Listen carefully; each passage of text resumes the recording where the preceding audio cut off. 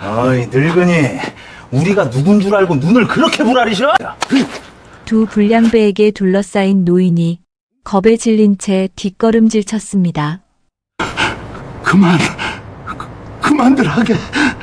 그때 건물 뒤편에서 한 여자가 골목으로 뛰쳐나왔습니다.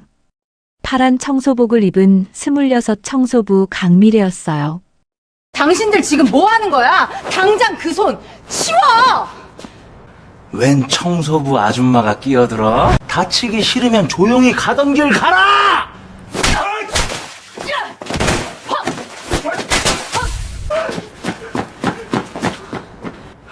어르신, 놀라셨죠? 저 앞에 국밥집 있어요. 따뜻하게 한 그릇 드시고 조심히 들어가세요. 미래는 주머니 속에서 아껴둔 비상금 10,000원짜리를 노인의 손에 쥐어주었습니다. 중졸 청소부 미래는 몰랐습니다. 지금 자신이 구해준 이 초라한 노인이 곧 자신의 인생을 완전히 바꿔놓을 사람이라는 사실을요. 새벽 골목길, 위험에 처한 초라한 노인을 구하고 자신의 소중한 비상금 10,000원까지 쥐어준 중졸 학력의 청소부 강미래. 이 따뜻한 만남이 두 사람의 인생을 어떻게 바꿀지 끝까지 함께 지켜봐 주시길 바랍니다. 구독과 좋아요로 응원해 주시고 지금 이 이야기를 어디에서 시청하고 계신지 댓글로 남겨주세요. 여러분이 계신 그곳으로 따뜻한 인사와 함께 눈부신 희망의 커다란 복덩이를 굴려보내드리겠습니다. 새벽 5시 차가운 도심은 거대한 얼음 창고 같았습니다. 시퍼런 새벽빛이 감도는 명성타워 지하의 청소직원 휴게실은 눅눅한 곰팡이 냄새를 가리려는 락스 냄새로 가득했죠. 형광등 불빛은 차갑게 깜빡거렸고 낡은 환풍기는 덜컹덜컹 소음을 내뱉으며 돌아가고 있었습니다.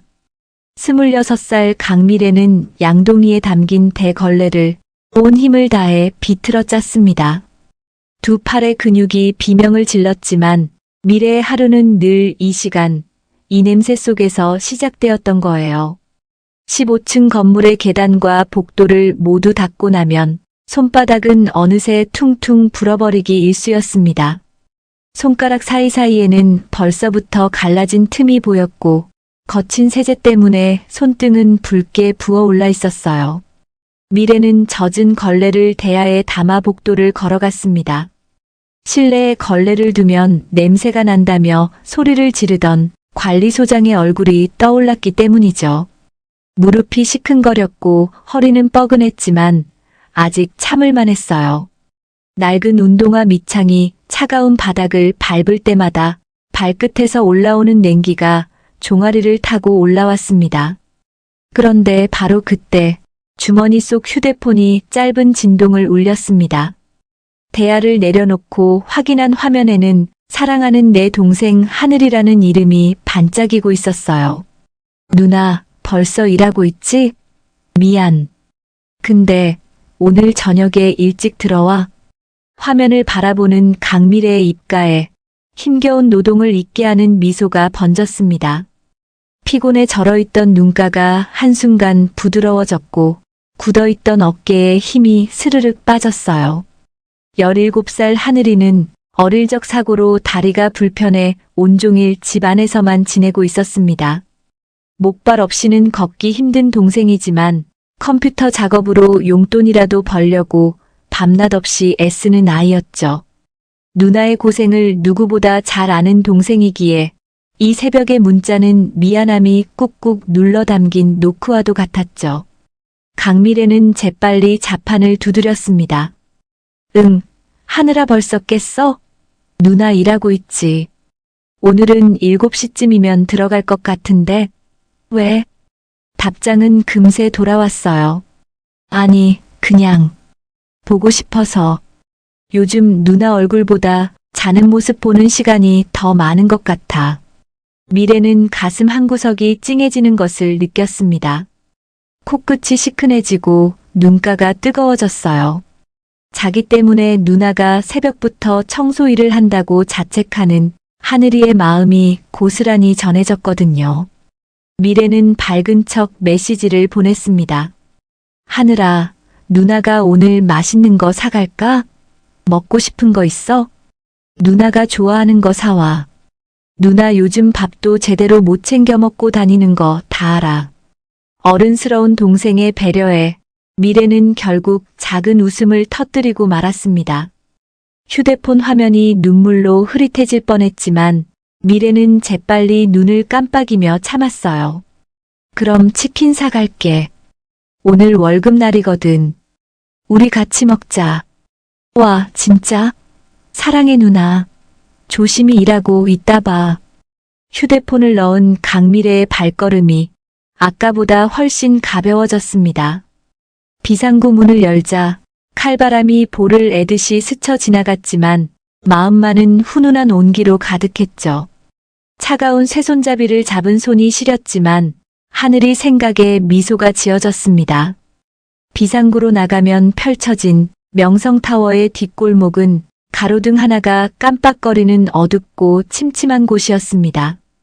건물 사이로 부는 바람이 유난히 매서웠고 바닥에는 밤새 내린 서리가 하얗게 깔려 있었어요.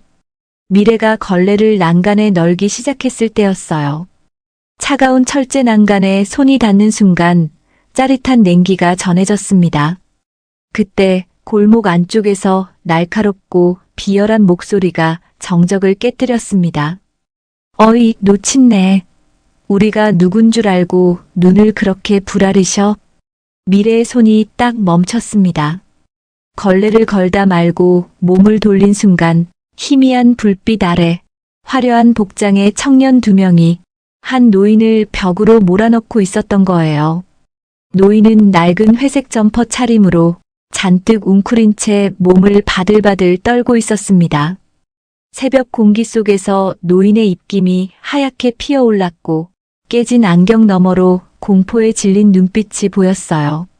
저기요, 내 친구 옷에 뭐가 튀었잖아요. 이거 얼만 줄 알아요? 비싼 건데 책임져야지. 청년 하나가 비웃으며 노인의 어깨를 거칠게 밀쳤습니다.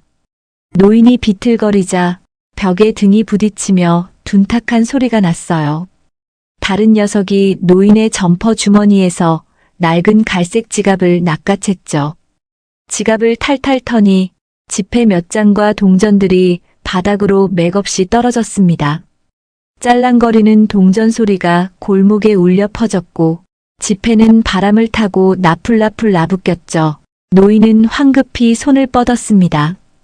갈라진 손가락이 덜덜 떨리며 지폐를 향해 뻗어갔어요.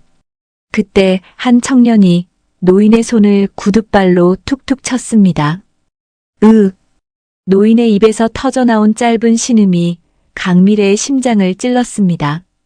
주름진 손등 위로 구두 자국이 선명하게 남았고 노인은 고통에 손을 움츠렸어요. 순간 미래의 주먹이 하얗게 질릴 정도로 꽉 쥐어졌습니다. 손톱이 손바닥에 파고들었지만 아픈 줄도 몰랐어요. 두려움이 엄습했지만 생전 불의를 보면 참지 못하던 아버지의 피가 끓어오른 거예요.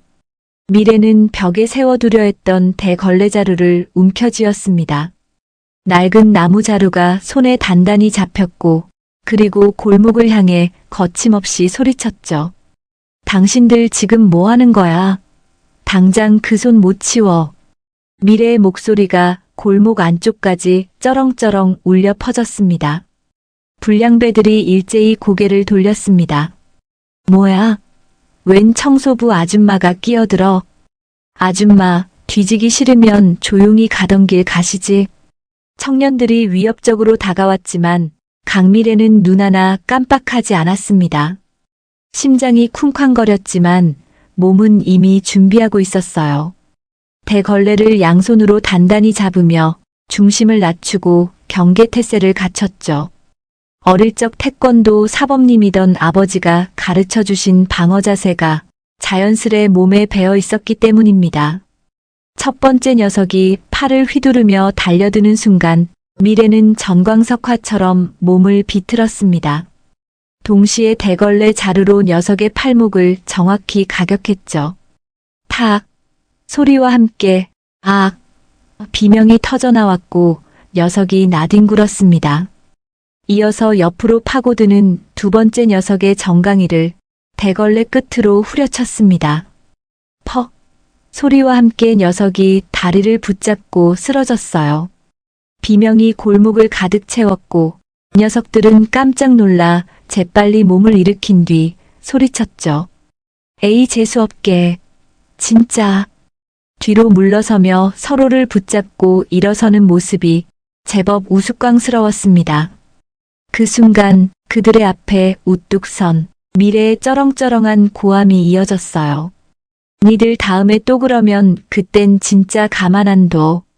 다시는 얼씬도 하지 마.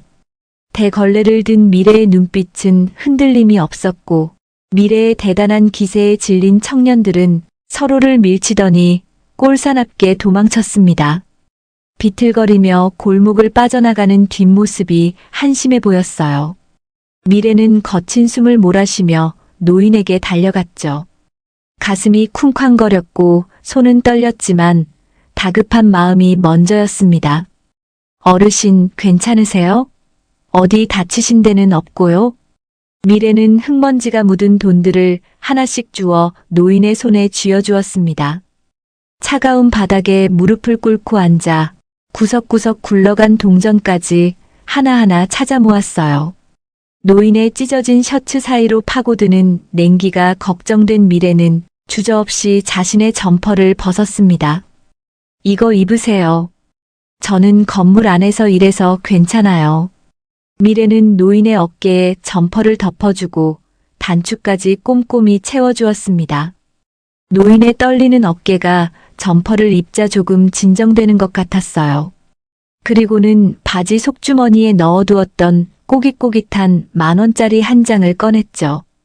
오늘 저녁 하늘이와 치킨을 먹으려고 간직해둔 비상금이었습니다. 하지만 미래는 망설임 없이 그 10,000원을 노인의 손바닥 위에 꼭 얹어주었죠. 어르신 놀라셨죠? 요새 세상이 참 흉흉해요. 저기 국밥집 가서 따뜻하게 한 그릇 드시고 집에 가세요. 꼭이요. 미래의 목소리는 따뜻했고 눈빛은 진심으로 가득했습니다. 그때였습니다. 야, 강미래, 너 뭐 하는 거야? 아직 청소 안 끝났잖아. 건물 안쪽에서 관리소장의 쩌렁쩌렁한 고함이 들려왔습니다. 복도를 울리는 그 소리에 미래는 깜짝 놀랐습니다. 아, 어르신. 저 얼른 들어가 봐야 돼요. 조심히 들어가세요. 미래는 노인과 인사할 틈도 없이 서둘러 건물 안으로 뛰어들어갔습니다. 미래의 청소복 자락이 바람에 펄럭이며 사라졌고 발소리가 복도에 메아리 쳤어요. 골목에 홀로 남은 노인 박준성 회장은 강미래가 남긴 점퍼의 온기를 느끼며 손바닥 위 10,000원짜리 지폐를 가만히 내려다보았습니다. 박 회장의 눈에는 그 꼬깃꼬깃한 지폐가 세상 어떤 보석보다 반짝반짝 빛나 보였어요. 회장의 입가에 희미하지만 깊은 미소가 번졌습니다. 그건 전설적인 기업가 박준성이 오랜만에 느껴보는 사람의 온기였어요. 새벽 바람이 불어와 점퍼깃을 스치고 박 회장의 가슴 속은 따뜻한 불씨가 지펴지고 있었습니다.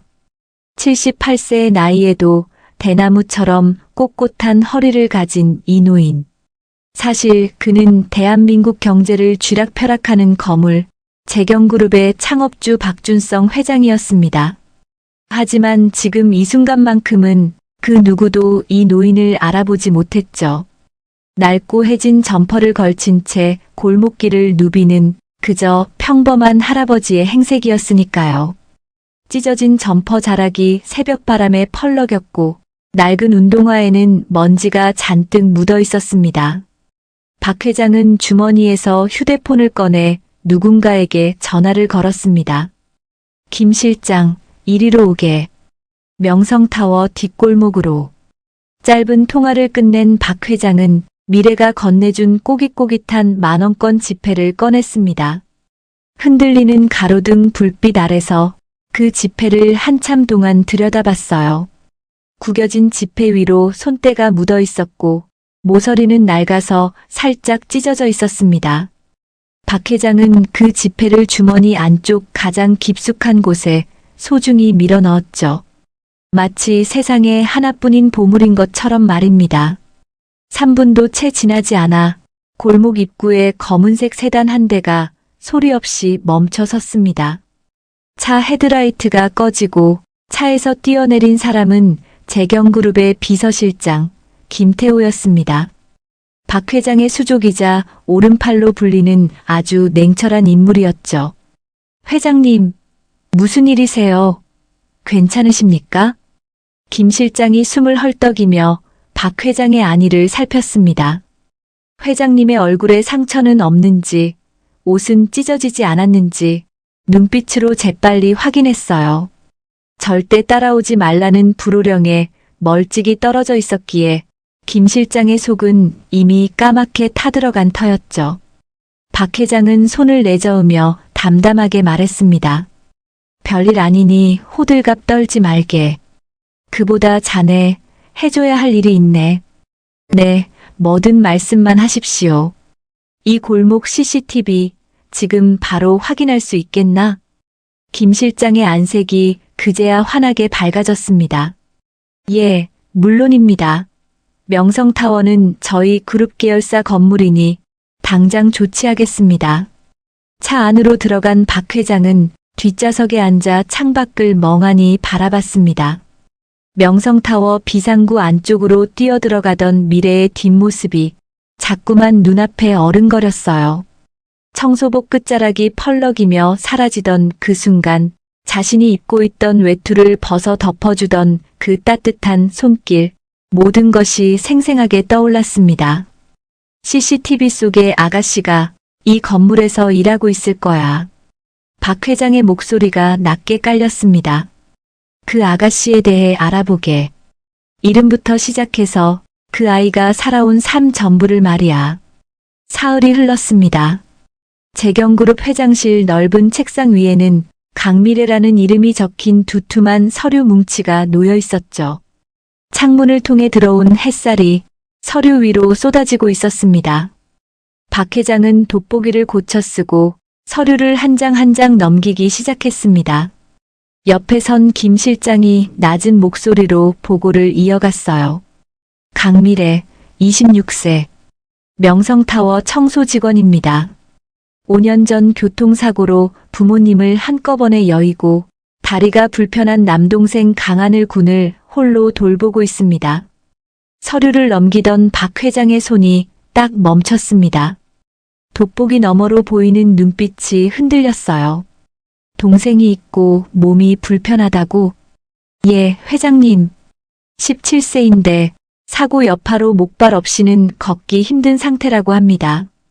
서류 속 사진에는 목발을 짚고도 환하게 웃고 있는 하늘이의 모습이 담겨 있었습니다. 앳된 얼굴에 활짝 핀 미소가 보기 좋았지만 한쪽 다리를 지탱하는 목발이 안쓰러웠어요. 그 사진을 바라보던 박 회장의 눈빛이 안쓰러움으로 깊게 가라앉았죠. 그래서 그 아가씨가 새벽부터 그 고생을 하며. 그렇습니다. 동생의 재활비와 생활비를 벌기 위해 3년째 이곳에서 일하고 있다고 합니다. 김 실장은 서류를 한 장 더 넘기며 덧붙여 말했습니다. 놀라운 건 지각이나 결근 기록이 단 한 번도 없다는 점입니다. 동료들 사이에서도 천사라고 불릴 만큼 착하고 성실하다고 하더군요. 서류에는 미래의 근태 기록이 빼곡히 적혀 있었고 3년 내내 완벽한 출근 도장만 찍혀 있었습니다. 박 회장은 서류를 덮고 통창 넘어 서울 도심을 바라봤습니다. 수많은 빌딩이 숲을 이루고 있었지만 그 속에 진짜 사람다운 사람은 몇이나 될까 하는 생각이 든 거예요. 유리창에 비친 자신의 늙은 얼굴이 희미하게 보였습니다. 김 실장. 예, 회장님. 정말 오랜만에 믿을 만한 사람을 만난 것 같네. 하지만 마지막으로 딱 한 번만 더 시험해봐야겠어. 박 회장의 눈에 날카로운 확신이 서렸습니다. 그 아이가 정말 정의롭고 선한 사람인지 아니면 그저 모든 게 우연이었는지 확인해야겠네. 어떤 시험을 계획하시는 건지요? 자네, 내일 새벽 명성타워로 가는 길목에 폐지를 가득 담은 리어카를 준비하게. 내가 직접 그 리어카를 끌어 시험해 볼 것이야. 김 실장의 눈이 휘둥그레졌지만 박 회장의 고집을 꺾을 수는 없었습니다. 회장님의 눈빛에는 이미 결심이 서려 있었거든요. 다음 날 새벽 4시, 강미래는 평소보다 30분이나 일찍 집을 나섰습니다. 오늘은 한 달에 한 번 있는 청소 직원 근태 평가가 있는 날이었거든요. 4시 20분까지 도착하지 못하면 관리소장의 불호령은 물론 당장 해고 명단에 오를 수도 있는 아주 중요한 날이었습니다.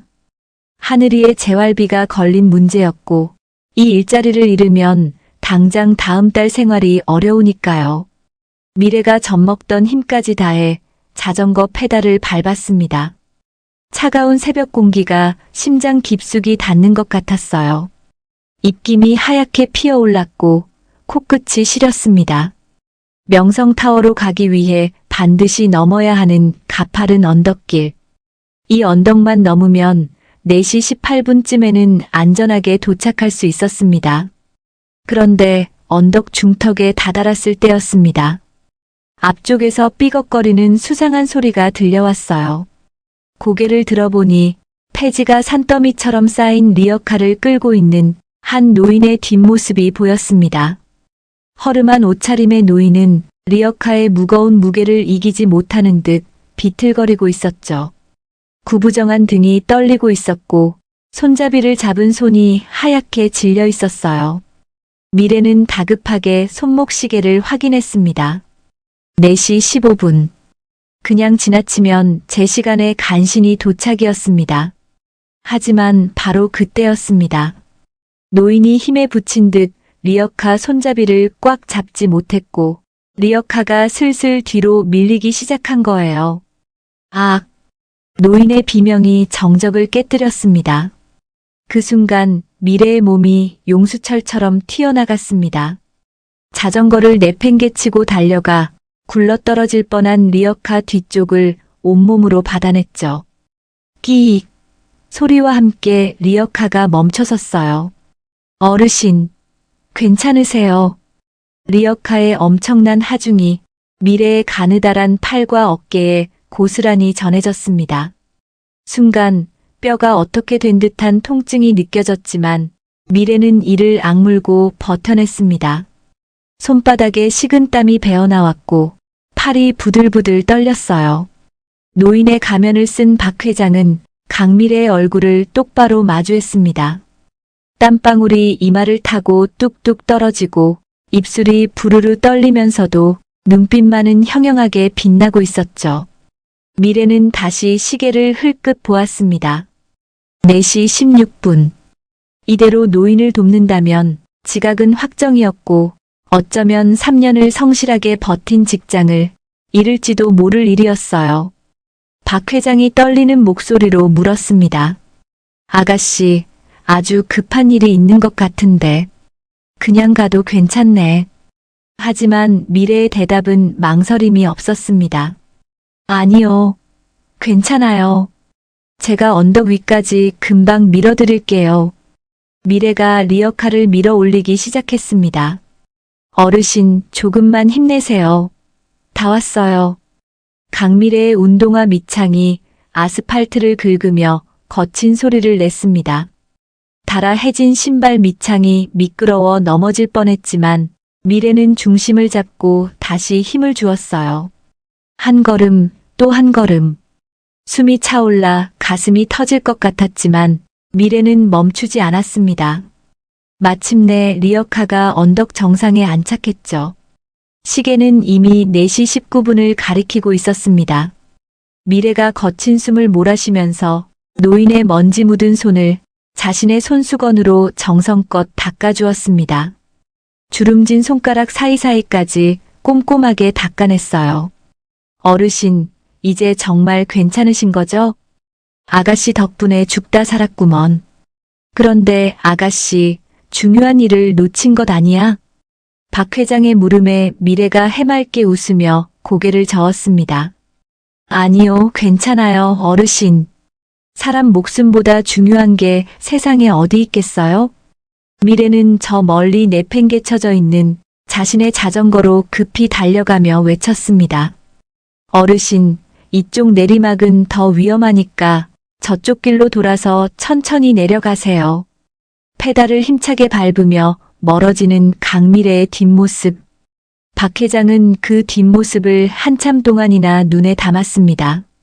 청소복 자락이 바람에 펄럭이며 점점 작아져 갔어요.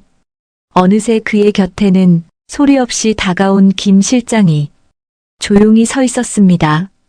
박 회장의 입가에 평생 본 적 없는 깊은 미소가 번졌어요. 주름진 얼굴에 환한 빛이 돌았습니다. 김 실장, 내 등 뒤를 맡길 사람을 드디어 찾았네. 회장의 목소리는 그 어느 때보다 단단하고 확신에 차 있었습니다. 저 아이 강미래를 당장 우리 회사로 데려오게. 내 직속 경호팀장 자리로 말이야. 김 실장의 눈이 휘둥그레졌습니다. 경호팀장이라니요? 회장님, 그 자리는 베테랑들도 견디기 힘든데 저 젊고 어린 여자분을요? 자네도 보지 않았나? 저 맑은 눈빛을.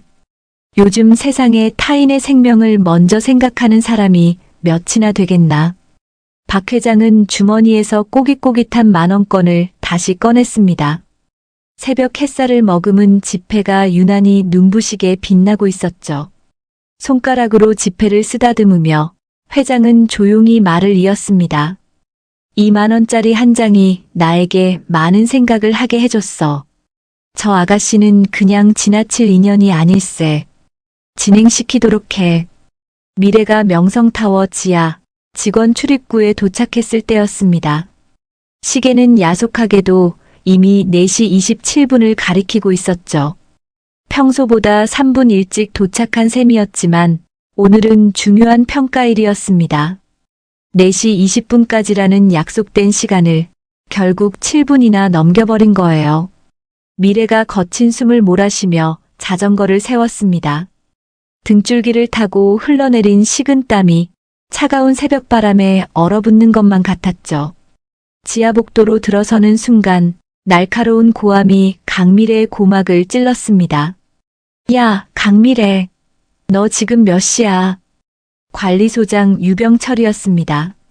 오늘따라 유 소장은 복도 한가운데에 버티고 서서 팔짱을 낀 채 강미래를 노려보고 있었어요. 그 옆에 줄지어 서 있는 동료 직원들이 어쩔 줄 몰라 고개를 숙이고 있었죠. 미래는 땀에 젖은 머리카락을 쓸어 넘기며 고개를 숙였습니다.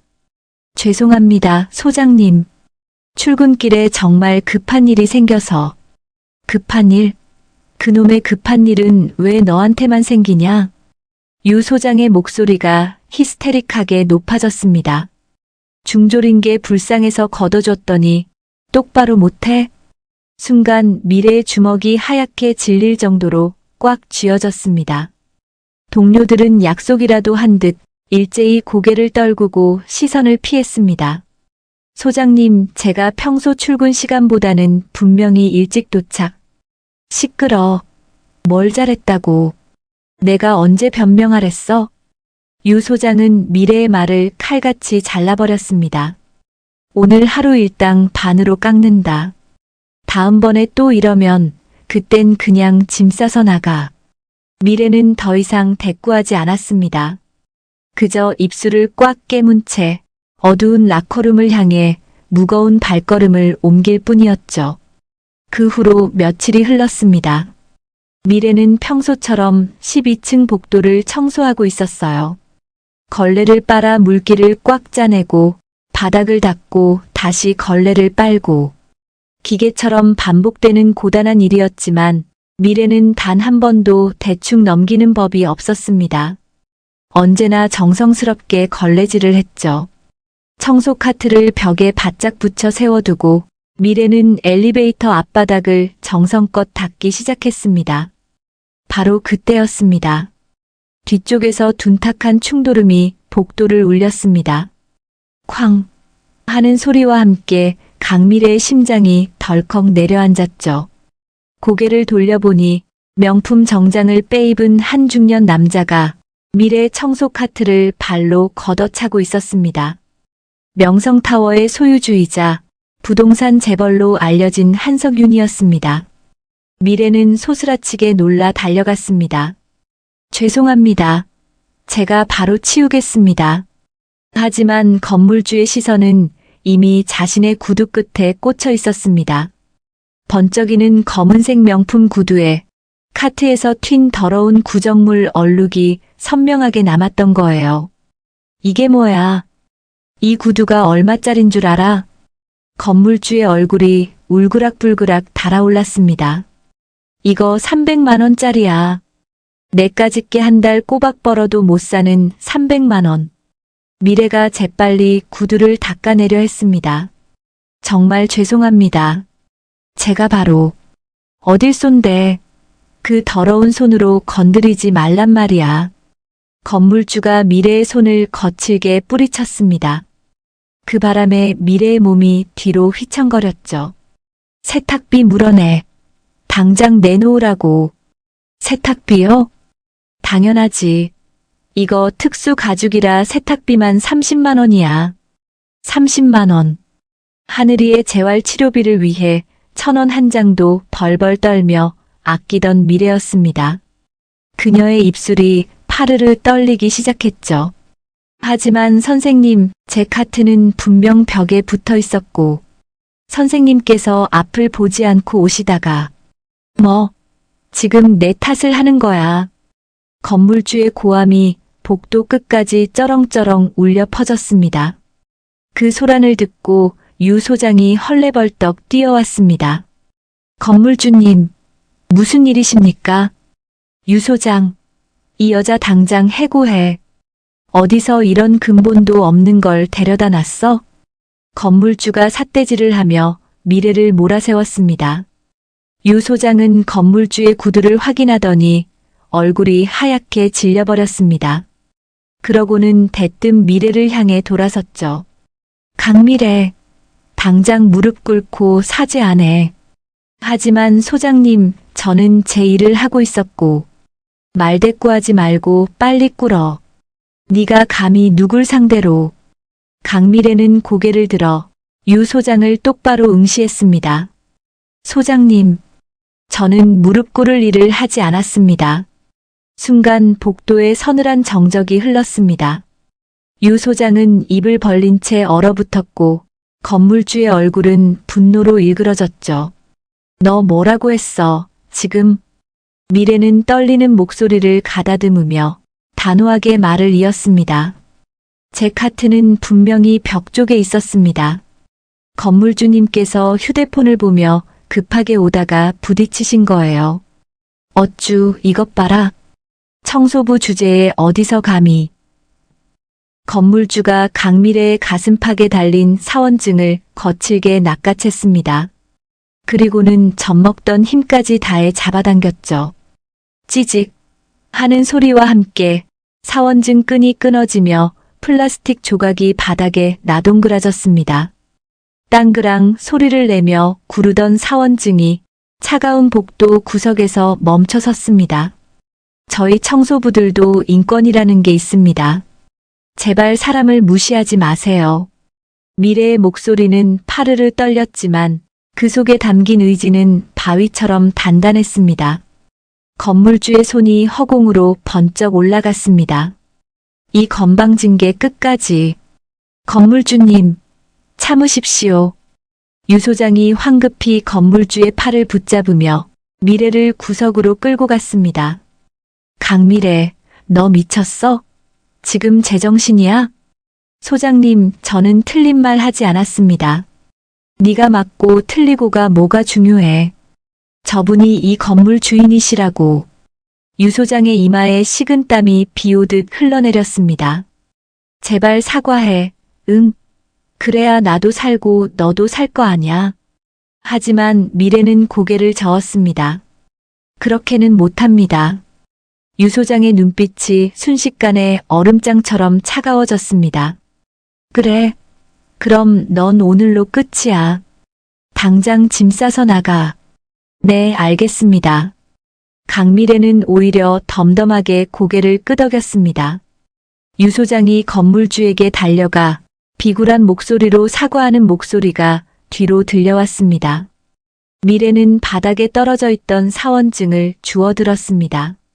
손바닥 위에 놓인 낡은 플라스틱 조각을 한참 동안이나 내려다봤죠. 이곳에서 버틴 3년이라는 시간이 주마등처럼 스쳐 지나갔습니다. 미래는 지하 라커룸으로 내려갔습니다. 낡은 사물함을 열고 자신의 흔적들을 하나하나 가방에 담기 시작했어요. 여분의 양말 한 켤레, 동생 하늘이의 응원 메시지가 담긴 쪽지, 그리고 아버지의 유품인 낡은 손목시계. 가방 지퍼를 닫는 순간 뜨거운 무언가가 목구멍까지 차올랐습니다. 눈가가 화끈거리고 심장이 옥죄어왔죠. 하지만 미래는 천장의 흐릿한 형광등을 똑바로 응시하며 눈물을 억지로 삼켜냈습니다. 그때 주머니 속 휴대폰이 진동했습니다. 하늘이의 문자였죠. 누나 오늘도 늦어? 안 자고 기다릴게. 같이 저녁 먹자. 강미래의 손가락이 화면 위에서 파르르 떨렸습니다. 한참을 망설이던 그녀가 떨리는 손으로 답장을 보냈습니다. 아니야. 오늘은 일찍 갈 수 있을 것 같아. 내 동생, 조금만 기다려. 미래는 가방을 메고 라커룸을 나섰습니다. 지상으로 향하는 계단을 한 계단 한 계단 밟아 올라갔죠. 단 한 번도 뒤를 돌아보지 않았습니다. 로비 밖으로 나가는 순간 눈부신 햇살이 미래의 얼굴을 정면으로 비쳤습니다. 미래가 잠시 눈을 감았다가 떴습니다. 파란 하늘이 시리도록 투명하게 펼쳐져 있었죠. 미래는 명성타워를 등지고 천천히 그리고 당당하게 걸어 나갔습니다. 비록 일터는 잃었지만 그녀의 등은 그 어느 때보다 올곧게 펴져 있었습니다. 바로 그때였습니다. 건물 밖에서 지면을 울리는 묵직한 엔진 소리가 들려왔어요. 부릉부릉. 고급 세단 특유의 낮고 중후한 울림이 명성타워 정문의 유리문을 진동시켰습니다. 바쁜 발걸음을 옮기던 사람들이 하나둘 멈춰섰고 엘리베이터를 기다리던 이들이 창밖을 향해 고개를 돌렸어요. 미래가 자동문 앞에 멈춰 섰을 때 건물 입구에는 검은색 대형 세단 5대가 일제히 줄지어 멈춰섰죠. 차량 한 대 한 대가 정확한 간격을 두고 서는 모습은 마치 군사 퍼레이드를 보는 것 같았습니다. 로비에 있던 사람들의 발걸음도 하나둘 멈추기 시작했습니다. 직원들이 웅성거리며 창밖을 내다봤고 경비원들은 반사적으로 자세를 바로잡았어요. 누군가의 손에 들린 커피잔이 살짝 떨렸고 복도를 걷던 한 직원은 멍하니 서서 차량들을 바라봤습니다. 저거 뭐야? 대단한 사람 왔나? 어디 대기업 회장님이라도 온 거 아냐? 사람들의 수군거리는 소리가 로비 곳곳에서 터져 나왔어요. 그때 첫 번째 차에서 검은 정장을 입은 경호원들이 내렸습니다. 선글라스를 낀 그들의 모습은 날카로웠고 일사불란하게 움직이는 그들의 몸짓은 마치 로봇처럼 정확했죠. 경호원들의 구두 소리가 바닥을 경쾌하게 두드렸고 그 소리만으로도 범접할 수 없는 기운이 느껴졌습니다. 경호원들이 양쪽으로 길을 터주자 가운데 차량의 뒷문이 천천히 열렸습니다. 그 사이로 한 노인이 모습을 드러냈어요. 78세라는 나이가 믿기지 않을 만큼 꼿꼿한 자세에 박준성 회장이 차에서 내렸습니다. 단정한 회색 수트를 차려입은 그의 모습은 며칠 전 골목에서 만났던 그 초라한 노인과는 완전히 딴판이었죠. 은빛 넥타이 핀이 햇살을 받아 반짝였고 정갈하게 빗어넘긴 백발이 위험 있어 보였습니다.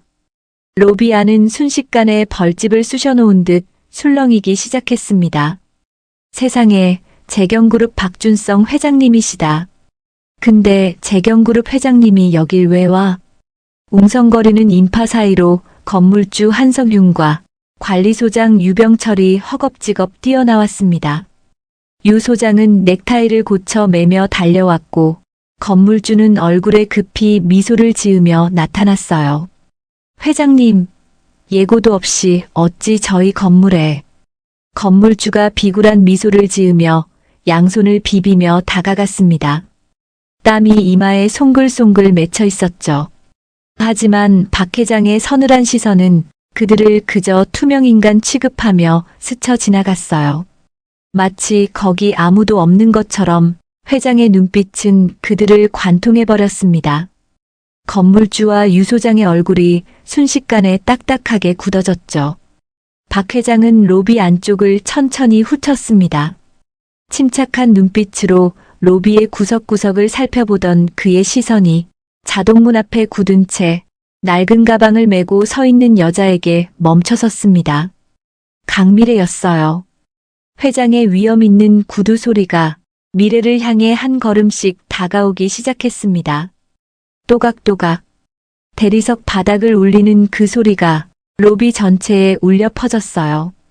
로비의 모든 숨소리가 잦아들고 수십 개의 눈동자가 일제히 강미래에게 쏠렸습니다. 미래의 심장이 미친 듯이 뛰기 시작했어요. 박 회장이 미래 앞에 딱 멈춰 섰습니다. 강미래 양. 박 회장의 목소리가 묵직하게 로비에 울려 퍼졌습니다. 찾느라 고생 좀 했구려. 강미래의 눈이 떨어질 듯 커졌습니다. 저번에 뒷골목에서 만났던 그 할아버지, 언덕에서 리어카 미는 것을 도와주었던 그 노인이 재경그룹의 수장이었다니요. 미래의 입술이 파르르 떨렸고 가방 끈을 쥔 손에 힘이 쭉 빠졌습니다. 어르신, 아니 회장님? 박 회장의 입가에 부드러운 미소가 번졌습니다. 그래, 이제야 제대로 인사하는구만. 미안하네. 재경의 박준성일세. 박 회장이 손을 내밀어 미래의 어깨에 있는 낡은 가방을 가리켰습니다. 그 가방, 내가 들어주겠네. 아닙니다. 제가 들 수 있습니다. 미래가 황급히 가방을 움켜쥐었지만 박 회장은 이미 가방 끈을 부드럽게 넘겨받고 있었죠. 괜찮네. 신세진 늙은이가 이것도 못 들어주면 쓰나. 박 회장이 직접 미래의 가방을 받아 옆에 서 있던 김 비서에게 건넸습니다. 김 비서가 공손히 두 손으로 가방을 받아들었어요. 그리고는 미래의 떨리는 어깨를 가볍게 토닥였습니다. 그동안 고생 많았네. 박 회장의 손길은 따뜻했고 그 온기가 미래의 어깨를 통해 전해졌어요. 로비에 있던 사람들은 자신의 눈을 의심하며 이 광경을 지켜봤습니다. 재경그룹의 회장이 해고당한 중졸 청소부의 가방을 직접 들어주다니요. 현실에선 절대 일어날 수 없는 기적이 눈앞에서 펼쳐지고 있었던 겁니다.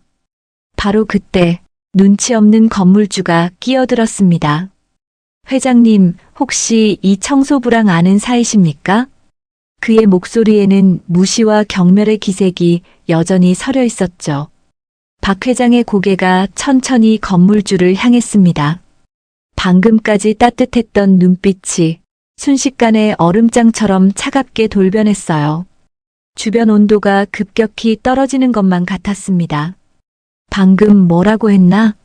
청소부라고. 박 회장의 목소리는 낮았지만 로비 전체를 압도하는 무게감이 실려 있었습니다. 아, 그게 방금 전까지 저희 건물 청소하던 청소부. 건물주가 당황해서 뒷걸음질치며 대답했어요.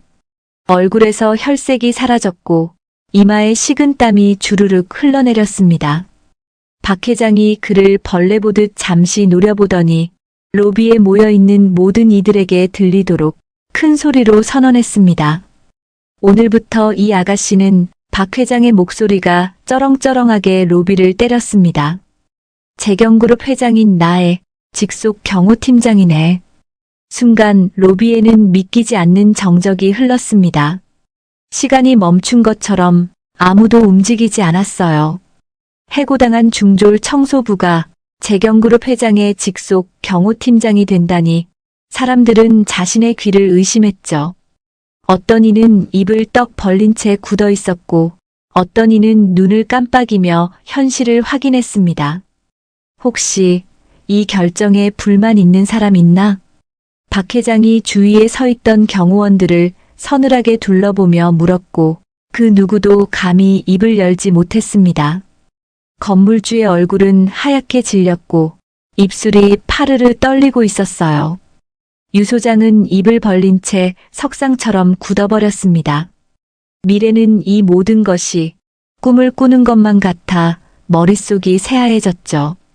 회장님, 저는 그럴 능력도 자격도 없습니다.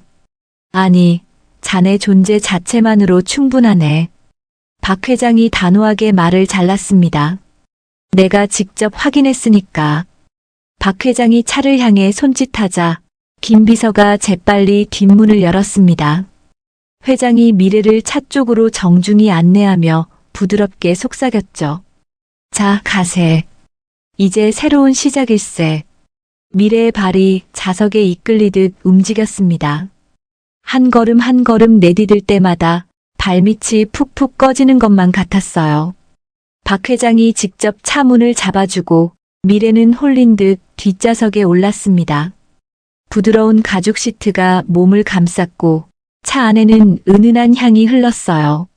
로비에 남겨진 사람들의 시선은 그녀의 뒷모습에 못 박힌 채 움직일 줄 몰랐죠.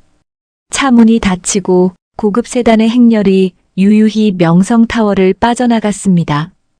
엔진 소리가 낮게 울리며 차량들이 하나둘 출발하기 시작했어요. 미래는 차창 밖으로 점점 작아지는 명성타워를 바라봤습니다.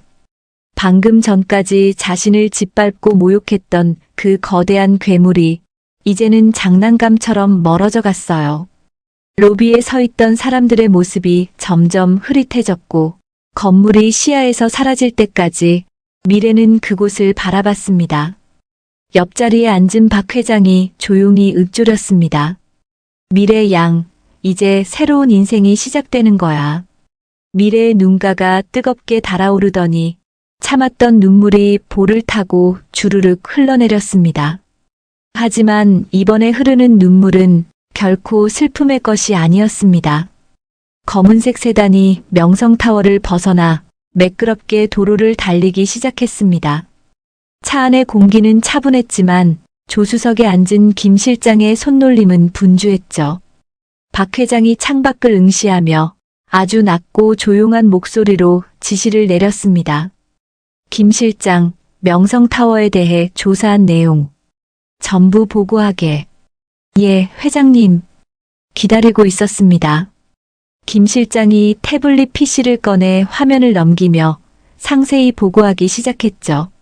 건물주 한석규는 현재 저희 재경그룹 계열 은행에서 총 100억 원의 대출을 받은 상태입니다. 그런데 문제는 그 이후입니다. 대출 이자도 몇 달째 제대로 납부하지 않고 있는 데다 건축 과정에서 불법 증축을 진행했고 이를 감추기 위해 관련 서류까지 위조한 정황이 확인됐습니다. 박 회장의 미간이 가늘게 떨리며 차가운 눈빛이 번뜩였습니다. 그 건물 로비에 커다란 전광판이 설치되어 있지?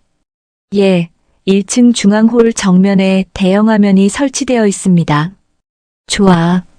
며칠 내로 내가 그곳을 다시 방문해야겠네. 박 회장이 미래의 손등을 가볍게 토닥이며 김 실장에게 덧붙였죠. 미래양이 보여준 그 따뜻한 선행들, 그리고 건물 내부 CCTV에 고스란히 찍힌 저들의 추악한 갑질 현장. 하나도 빠짐없이 그 전광판에 띄우도록 하게. 미래가 깜짝 놀라 박 회장을 바라봤지만 회장은 그저 인자하게 웃어 보일 뿐이었습니다. 괜찮네, 미래양. 억울하게 가려진 진실은 반드시 빛을 봐야 하는 법이니까. 사흘이라는 시간이 쏜살같이 지나갔습니다. 미래는 재경그룹 본사에서 전문적인 경호팀 교육을 받으며 완전히 다른 사람이 되어 있었죠. 몸에 딱 맞는 검은색 수트를 차려입고 거울 앞에 선 미래의 모습은 이제 제법 늠름한 경호원의 기품이 서려 있었습니다. 바로 그날 오후 박 회장이 집무실로 미래를 불렀습니다. 미래 양, 오늘 나와 함께 명성타워에 가보지 않겠나? 정리할 일이 아주 조금 남아서 말이야. 명성타워 1층 로비는 점심시간을 맞아 쏟아져 나온 직장인들로 인산인해를 이루고 있었습니다. 사람들이 북적거리며 안내 데스크 앞에 줄을 서던 바로 그 순간이었죠. 중앙홀의 대형 화면이 지직거리는 소리와 함께 갑자기 켜졌습니다. 로비에 있던 수백 명의 시선이 약속이라도 한 듯 일제히 화면으로 쏠렸어요. 화면 속에는 칠흑같이 어두운 새벽 뒷골목이 나타났습니다. 불량배들에게 포위되어 겁에 질린 한 노인, 그리고 그 앞에 대걸레를 들고 나타난 한 여자. 저 사람, 우리 건물 청소하던 젊은 여자 아니야? 누군가의 속삭임이 정적을 깼습니다. 자신의 외투를 벗겨 노인에게 입혀주고 소중한 만원권을 건네는 그 눈물겨운 장면이 로비 전체에 흘러나왔죠. 이어 화면은 가파른 언덕길로 바뀌었습니다. 폐지 리어카를 끌다 비틀거리는 노인을 돕기 위해 자전거에서 뛰어내린 미래. 세상에 어르신 돕는 것 좀 봐. 대단하네. 사람들이 웅성거리며 미래의 진심에 감동하기 시작했습니다. 다시 화면은 명성타워 12층 복도의 CCTV로 전환되었습니다. 건물주 한석윤이 미래의 청소 카트를 거칠게 발로 차며 고함을 지르는 장면. 미래의 가슴팍에서 사원증을 거칠게 낚아채 바닥으로 내팽개치는 오만한 모습이 적나라하게 공개됐어요. 로비 곳곳에서 어머, 갑질이네. 웬일이야, 건물주 너무하네라는 비난이 터져나왔습니다. 앞건은 관리소장 유병철의 모습이었습니다. 미래를 구석으로 몰아넣고 무릎을 꿇으라고 강요하며 중졸인계 불쌍해서 취직시켜줬더니라는 입에 담지 못할 모욕을 주는 음성까지 로비 스피커를 타고 울려 퍼졌죠. 로비의 공기가 순식간에 분노로 뜨겁게 달아올랐습니다. 바로 그때 로비 정문이 열리며 박 회장이 위엄있게 걸어 들어왔습니다. 그 곁에는 단정한 수트 차림의 미래가 경호팀 배지를 반짝이며 함께 서 있었죠. 여러분, 방금 보신 영상 속에 저 초라한 노인이 바로 접니다. 박 회장의 묵직한 선언에 로비는 찬물을 끼얹은 듯 고요해졌습니다. 나를 2번이나 구해준 이 귀한 사람을 이곳의 건물주와 소장은 하찮게 취급하고 해고했습니다. 박 회장의 눈길이 공포의 진려 구석에 서 있던 유 소장과 건물주 한석윤을 향했습니다. 김 실장, 명성타워 건물주 한석윤의 채무 상태를 말해보게. 예, 회장님. 현재 총 100억 원의 채무가 확인되었습니다. 김 실장이 서류를 펼치며 말을 이었죠. 그뿐만 아니라 건축 과정에서의 불법 행위도 모두 포착되었습니다. 재경그룹은 오늘자로 이 건물의 채권을 전액 매입했으므로 한석윤 씨는 지금 즉시 이 건물에서 퇴거해야 합니다. 그 말이 떨어지기가 무섭게 뒷문에서 경찰관들이 들이닥쳐 건물주 한석윤의 팔을 잡아챘습니다. 이게 무슨... 박 회장님, 제발 살려주십시오. 한석윤이 비명을 지르며 끌려나갔지만 박 회장은 눈길조차 주지 않았죠. 이어 박 회장이 부들부들 떨고 있는 유 소장을 불렀습니다. 유병철 소장, 미래양에게 진심으로 사죄하게. 유 소장이 90도로 허리를 굽히며 죄송합니다. 를 연발했습니다. 하지만 미래는 차가운 표정으로 고개를 저었죠. 사과는 저한테 하실 게 아닙니다. 미래가 로비 한쪽에 굳어있는 청소부 동료들을 가리켰습니다. 소장님이 그동안 숨쉬듯이 무시하고 짓밟았던 저기 계신 제 동료분들께 사과하세요. 로비에 모인 모든 이들이 숨을 죽인 채 지켜봤습니다. 유 소장은 쥐구멍이라도 찾고 싶은 표정으로 청소부들 앞에 서서 고개를 숙여야만 했죠. 죄송합니다. 제가 정말 잘못했습니다. 자, 유병철 소장은 오늘자로 파면입니다. 우리 재경이 소유한 건물에서는 사람을 함부로 대하는 자는 절대 용납할 수 없습니다. 박 회장의 매서운 선언이 끝나자 로비에는 천둥 같은 박수 소리가 터져 나왔습니다. 며칠 전까지 건물의 제왕처럼 군림하던 자들이 초라하게 사라지는 광경을 보며 사람들은 환호했습니다. 그때 청소부 동료 한 명이 조심스레 다가와 미래의 손을 꽉 잡았습니다. 미래야, 고맙다. 정말 고마워. 네가 우리가 하고 싶은 말까지 다 해줬어. 아니에요, 이모. 당연한 일을 했을 뿐인걸요. 그날 저녁 재경그룹 본사 화장실 거울 앞에 선 미래는 자신의 가슴팍에 빛나는 경호팀 배지를 가만히 만져보았습니다. 낯선 수트 차림이었지만 거울 속의 강미래는 그 어느 때보다 올곧고 당당하게 서 있었죠. 이제 진짜 시작이야. 미래가 거울 속의 자신에게 다짐하듯 속삭였습니다. 그녀의 맑은 눈동자에는 더 이상 슬픔이 아닌 새로운 삶을 향한 강인한 불꽃이 일렁이고 있었습니다. 그러나 재경그룹 본사 경호팀 사무실의 공기는 미래가 딛고 온 지하 청소부실의 냉기보다 훨씬 더 차갑고 날카로웠습니다. 검은 정장을 갖춰 입은 경력 10년 이상의 베테랑 경호원들이 즐비한 그곳에서 중졸 출신의 청소부 경력분인 미래를 팀장으로 받아들이기란 결코 쉬운 일이 아니었죠. 사무실 책상마다 놓인 경력 증서와 자격증들이 미래를 향해 무언의 압박을 가하는 것만 같았습니다. 도대체 회장님이 무슨 생각으로 저런 결정을 하신 건지, 경호 경력이 전무한 사람을 팀장 자리에 앉히다니, 이건 우리 자존심 문제 아닙니까? 복도 모퉁이에서 새어나오는 불평 섞인 속삭임들이 미래의 귀에 고스란히 박혔습니다. 물 한 잔을 뜨러가는 길에도, 화장실을 가는 길에도 미래를 향한 의심의 시선이 뒤따랐어요. 하지만 미래는 입술을 굳게 다물었습니다. 태권도 사범이었던 아버지는 늘 말씀하셨죠. 미래야, 무도인은 입이 아니라 몸으로 증명하는 법이다. 그 가르침을 되새기며 미래는 묵묵히 훈련장에 샌드백을 치고 또 쳤습니다. 땀이 등줄기를 타고 흘러내렸고 주먹을 감싼 붕대가 땀에 젖어 무거워졌지만 미래는 멈추지 않았어요. 그 중에서도 가장 냉랭한 시선을 보내는 사람은 따로 있었습니다. 재경그룹 전략기획본부장 박정현. 박 회장의 외아들이자 차가운 완벽주의자로 소문난 32살의 능력 있는 본부장이었죠. 정현은 비서실을 찾아가 김 실장에게 날 선 목소리로 물었습니다. 김 실장님, 아버님께서 정말 저 여자를 경호팀장으로 임명하신 게 맞습니까? 예, 본부장님. 회장님의 확고한 의중이십니다. 정현의 턱선이 단단하게 굳어졌습니다.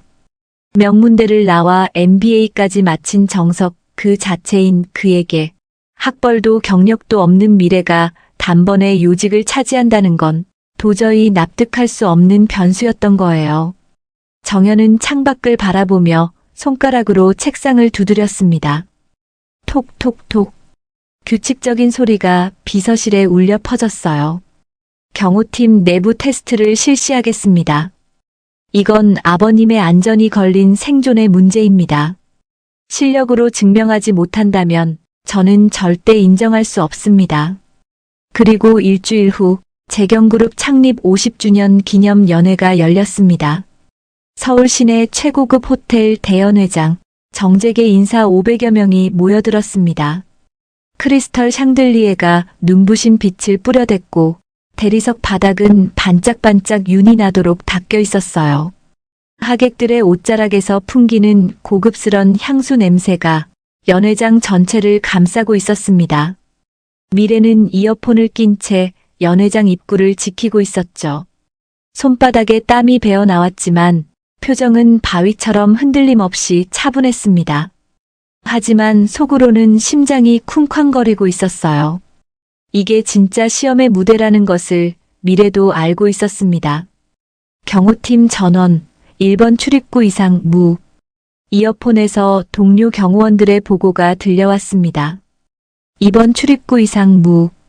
주방 쪽 확인 완료. 모두가 정상이라 보고했지만 미래는 묘한 위화감을 느끼고 있었습니다. 뭔가 자연스럽지 않은 공기의 흐름이 느껴졌어요. 그녀의 눈동자가 연회장 구석구석을 훑기 시작했죠. 아버지를 쏙 빼닮은 그 동물적인 촉이 발동한 겁니다. 그리곤 곧장 시선이 연회장 한쪽 구석을 향했습니다. 스태프 복장을 한 남자가 서빙 쟁반을 들고 박 회장 쪽으로 슬금슬금 다가가고 있었죠. 미래의 눈이 가늘어졌습니다. 다른 스태프들의 단정한 구두와 달리 그 남자의 발에는 낡은 운동화가 신겨져 있었어요. 게다가 쟁반을 든 손끝이 미세하게 떨리고 있었습니다. 서빙을 하려는 사람의 손놀림이 아니었어요. 이번 경우 회장님 6시 방향 스태프 확인 바람. 미래가 나직하게 무전을 보냈습니다. 확인했습니다. 정상적인 서빙 동선입니다만. 동료의 무심한 대답이 돌아왔지만 미래의 본능은 경고음을 울리고 있었습니다. 그녀는 조용히 자리를 옮겨 박 회장과 그 남자 사이의 최단 동선을 확보했습니다. 발소리를 최대한 죽이며 하객들 사이를 비집고 들어갔어요. 바로 그 순간이었습니다. 스태프 복장의 남자가 갑자기 쟁반을 내던지며 박 회장을 향해 맹렬하게 달려들었습니다. 쨍그랑 쟁반이 바닥에 떨어지며 요란한 소리를 냈어요. 이야! 남자의 손에는 날카로운 과도가 번뜩이고 있었죠. 하지만 미래의 몸이 더 빨랐습니다. 그녀는 연회장 바닥을 박차며 번개처럼 날아갔습니다. 어린 시절부터 아버지에게 전수받은 태권도의 순발력이 빛을 발하는 순간이었죠. 미래는 박 회장 앞을 가로막으며 침입자의 손목을 낚아채 그대로 비틀었습니다. 철컥, 둔탁한 소리와 함께 과도가 바닥으로 튕겨나갔습니다. 날카로운 칼날이 대리석 바닥을 긁으며 힘없이 떨어졌어요. 하지만 침입자는 필사적이었습니다. 거친 주먹을 휘두르며 미래를 밀어내고 다시 박 회장을 향해 돌진하려 했죠. 미래는 당황하지 않고 몸을 낮춰 녀석의 다리를 걸어 무게 중심을 완전히 무너뜨렸습니다. 그리고 전광석화처럼 뒤로 돌아 녀석의 팔을 꺾어 바닥에 찍어 눌렀습니다. 침입자의 신음이 터져 나왔어요. 그 격렬한 대치 과정에서 남자가 휘두른 무기에 미래의 왼팔이 깊게 베어 있었습니다. 수투 소매 사이로 붉은 선혈이 배어 나왔지만 미래는 미동조차 하지 않았습니다. 오히려 더 강한 힘으로 침입자를 압박하며 차갑게 의조렸죠. 움직이지 마세요. 여기서 더 저항하면 뼈가 부러질 겁니다. 미래의 목소리에는 흔들림이 없었어요. 경호팀원들이 뒤늦게 달려와 침입자를 완전히 포위했습니다. 연회장은 순식간에 아수라장이 되었습니다. 비명을 지르며 피하는 하객들 사이에서 미래는 가장 먼저 박 회장에게 다가갔습니다. 피가 흐르는 팔도 아랑곳하지 않고 회장의 몸을 살폈어요. 회장님 괜찮으십니까? 어디 다치신 곳은 없으십니까? 고맙네. 덕분에 살았네. 미래 양. 놀란 박 회장의 목소리는 미세하게 떨리고 있었고 창백해진 얼굴은 그가 느낀 공포를 고스란히 말해주고 있었습니다. 상황이 정리되자 연회장 한 구석에서 작은 박수 소리가 들리기 시작했습니다. 처음엔 한두 사람, 그러다 10명, 100명. 결국 연회장 전체가 우레와 같은 박수갈채로 가득 찼습니다. 짝짝짝짝. 박수 소리가 천장까지 울려 퍼졌어요. 미래를 의심하던 경호원들도 학벌이나 경력을 따지던 이사진들도 모두 자리에서 일어나 고개를 숙이며 경의를 표했죠. 그 광경을 지켜보던 본부장 박정현은 망치로 머리를 맞은 듯 그 자리에 굳어 있었습니다. 바닥에 떨어진 날카로운 과도, 미래의 팔에서 흐르는 선홍빛 피, 그리고 아버지를 지키기 위해 일말의 망설임도 없이 몸을 던졌던 그녀의 숭고한 등짝. 정연의 가슴 한구석이 뜨겁게 달아올랐습니다. 자신의 오만함이 부끄러워졌어요. 정연은 천천히 미래에게 걸어갔습니다. 미래의 왼팔에서 피가 뚝뚝 떨어져 카펫을 적시고 있었지만 그녀는 자신의 상처보다 회장의 안위를 먼저 살피고 있었습니다. 저기 팔 많이 다쳤습니다. 늘 차갑던 정연의 목소리가 처음으로 가늘게 떨렸습니다. 미래가 고개를 들어 정연을 바라봤습니다. 괜찮습니다. 본부장님, 이 정도는 경호원에게 훈장 같은 겁니다. 병원부터 가야 합니다. 김 실장님, 당장 차 대기시켜주세요. 정연이 자신의 실크 손수건을 꺼내 미래의 상처 부위를 조심스럽게 감싸 쥐었습니다.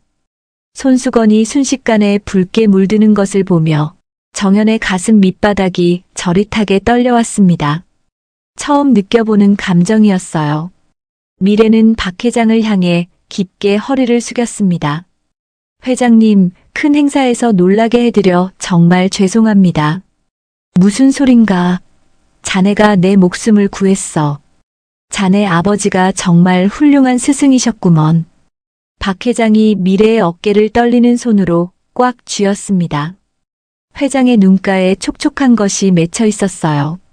정연은 멀어지는 미래의 뒷모습을 바라보며 자신의 오만함을 뼈저리게 깨달았습니다. 학벌이나 데이터 같은 것들보다 진심과 용기가 중요하다는 것을 말이죠. 차가운 숫자와 완벽한 스펙으로 가득했던 정연의 세계관이 한순간에 흔들리고 있었습니다. 그날 밤 병원에서 치료를 마친 미래는 붕대를 감은 팔을 가만히 내려다봤습니다. 욱신거리는 통증이 느껴졌지만 미래의 입가에는 아주 희미한 미소가 걸려 있었습니다. 하얀 붕대가 팔뚝을 단단히 감싸고 있었고 소독약 냄새가 코끝을 자극했어요. 분명 이제 시작이라고 했지.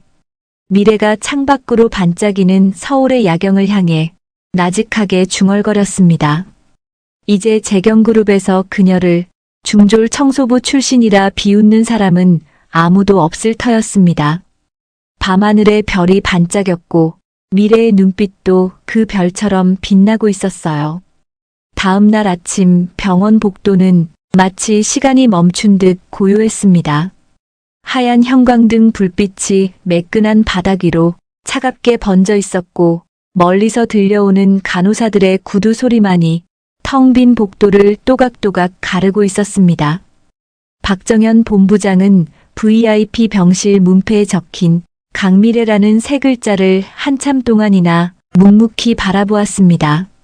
문고리를 잡으려던 정연의 손이 허공에서 잠시 머뭇거리더니 이내 외투 주머니 속으로 다시 들어갔습니다. 정연은 복도 끝까지 걸어갔다가 다시 병실 앞으로 돌아오기를 몇 번이나 반복했어요. 평생 주저함이라곤 모르고 살았던 오만한 완벽주의자 박정현에게 이런 망설임은 태어나 처음 느껴보는 낯선 감정이었습니다. 깊게 숨을 들이마신 정연이 마침내 마른 손가락으로 문을 두드렸습니다. 똑똑똑. 들어오세요. 안쪽에서 들려오는 미래의 목소리는 어제보다 조금 더 가라앉아 있었죠. 문을 열고 들어선 정연의 시야에 침대에 반쯤 기대앉은 미래가 들어왔습니다. 왼팔을 칭칭 감은 하얀 붕대 위로 창가에서 들어온 눈부신 아침 햇살이 부서지고 있었어요. 본부장님 오셨습니까? 미래가 예우를 갖추려 침대에서 몸을 일으키려 했습니다. 그냥 앉아 있으세요. 정연의 목소리가 평소보다 낮고 묵직하게 깔렸습니다. 정연은 병실 안을 천천히 훑어보았습니다. 테이블 위에는 반쯤 남은 채 식어버린 죽그릇이 놓여 있었고 협탁 위에는 누군가 보낸 과일 바구니가 뜯지도 않은 채 덩그러니 놓여 있었죠. 정연은 한참을 망설이다 툭 내뱉듯 입을 열었습니다. 왜 그렇게까지 무식하게 몸을 던진 겁니까? 질문이라기보다는 차라리 원망에 가까운 날 선 목소리였습니다. 미래는 잠시 먼 창밖의 하늘을 응시하다가 정연의 눈을 피하지 않고 똑바로 마주 보았습니다. 그게 제 일이니까요. 그 이상도 이하도 아닙니다. 너무나 담담하고 명쾌한 대답이었죠. 그게 일이라고요? 정연의 목소리가 한 옥타브 높아졌습니다. 자칫하면 목숨을 잃을 수도 있었던 상황입니다. 그걸 일이라는 단어 하나로 정리한단 말입니까? 경호원이 지켜야 할 사람을 지키는 것보다 더 중요한 원칙이 있습니까? 미래의 맑은 눈동자에는 단 일말의 흔들림도 없었습니다. 정연은 대답 대신 주먹을 꽉 쥐었습니다. 어젯밤 김 실장에게 보고받았던 미래의 서류 내용들이 머릿속에서 파노라마처럼 스쳐 지나갔거든요. 부모를 잃고 다리가 불편한 어린 동생을 홀로 지켜내며 3년간 청소부로 버텨온 시간들. 단 한 번의 지각도 없었던 그 지독하리만큼 성실한 기록들이 정연의 심장을 무겁게 짓눌렀습니다. 지난번에 우리 아버님께 10,000원을 건네셨다고 들었습니다. 정연이 조심스럽게 화제를 돌렸습니다. 미래의 눈동자가 아주 잠시 파르르 떨렸어요. 아, 그땐 회장님인 줄 전혀 몰랐습니다. 왜 그러셨습니까? 그것도 일이었습니까? 정연의 물음에 미래는 붕대 감긴 팔을 가만히 내려다보았습니다. 긴 침묵 끝에 그녀의 입술이 아주 천천히 열렸습니다. 태권도장을 운영하시던 아버지가 살아생전 늘 말씀하셨어요.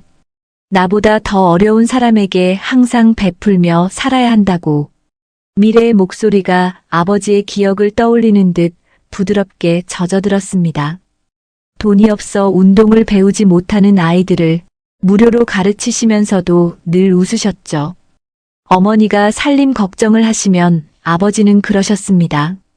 사람이 사람답게 살 수 있는 세상이 돼야 한다고요. 정연은 아무 말도 할 수 없었습니다. 쏟아지는 햇살 속에 비친 미래의 옆모습이 마치 성자의 그것처럼 느껴졌기 때문이죠.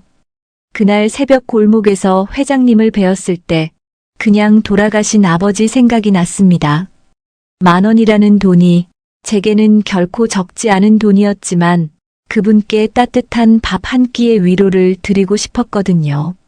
정연의 꽉 쥐었던 주먹이 힘없이 풀렸습니다. 평생 경영 이론과 수치로만 세상을 평가해왔던 자신의 세계가 얼마나 좁고 초라했는지 뼈저리게 깨달은 거예요. 차가운 데이터보다 뜨거운 진심이 사람을 움직이고 완벽한 스펙보다 다정한 마음이 세상을 구할 수 있다는 사실을 정연은 처음으로 인정하게 되었습니다. 제가 완전히 틀렸습니다. 정연의 목소리가 가늘게 갈라졌습니다. 미래가 놀란 눈으로 정연을 올려다봤죠. 본부장님? 강 팀장을 의심했던 것, 학벌과 경력이라는 잣대로만 판단했던 것, 모두 제 오만이었습니다. 진심으로 사과드립니다. 정연이 정중하게 고개를 숙였습니다. 아닙니다. 본부장님 입장에서는 충분히 의심하실 만한 상황이었습니다. 미래가 급히 일어나려 했지만 정연이 손을 내밀어 부드럽게 제지했습니다. 더는 아무 말 마시고 푹 쉬십시오. 당신은 이미 당신의 가치를 충분히 증명해냈으니까요. 정연이 병실을 나가려다 문 앞에서 멈춰 섰습니다. 참, 하나만 더 묻겠습니다. 동생분이 재활 치료 중이라고 들었는데 혹시 제가 도울 일이 있다면. 괜찮습니다, 본부장님. 미래가 조용히 웃으며 고개를 저었습니다. 저는 이미 회장님께 감당하기 어려운 과분한 자리를 선물 받았으니까요. 정연은 더 권하지 않고 조용히 병실 문을 닫았습니다. 복도를 걷는 그의 구두 소리가 평소보다 훨씬 묵직하게 들려왔죠. 그날 저녁 무렵 미래가 고단함에 지쳐 잠이 들었을 때 정연은 다시 병실을 찾았습니다. 그의 손에는 포근하고 따뜻한 담요 한 장이 들려 있었어요. 정연은 잠든 미래의 곁으로 다가갔습니다. 침대 밖으로 살짝 나온 그녀의 손을 보았죠.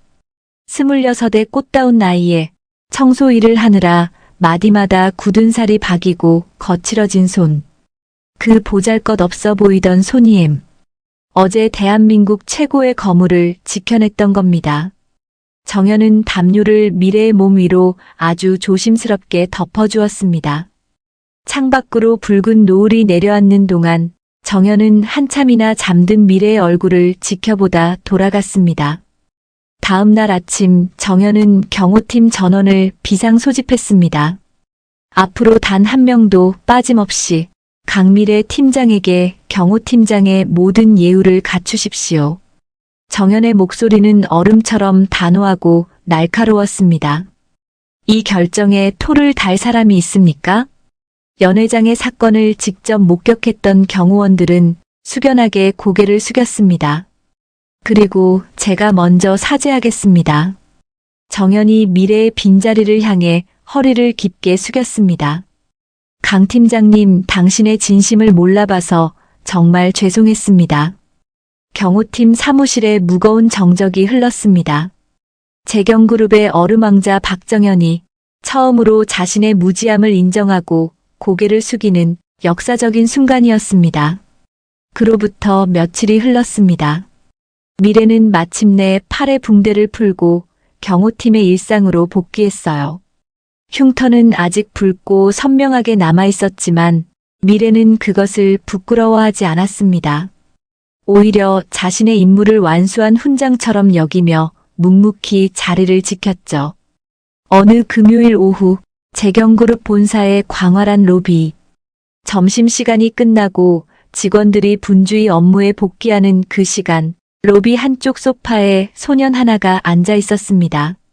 바로 미래의 하나뿐인 동생, 목발을 짚은 강하늘이었어요. 하늘이는 로비를 지나는 수많은 사람의 시선이 자꾸만 자신의 다리에 머무는 것을 느꼈습니다. 화려하고 세련된 재경그룹의 로비에서 무릎 옆에 세워둔 낡은 목발은 유난히 이질적으로 보였던 겁니다. 하늘이는 사람들의 시선을 피하려 고개를 푹 숙인 채 휴대폰만 만지작거렸죠. 누나, 오늘 일찍 퇴근한다고 했지? 로비 소파에서 기다리고 있을게.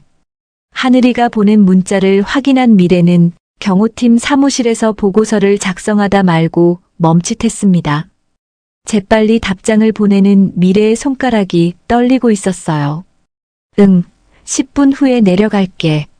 내 동생, 거기서 딱 기다려. 서둘러 서류를 정리한 미래가 로비로 내려왔습니다.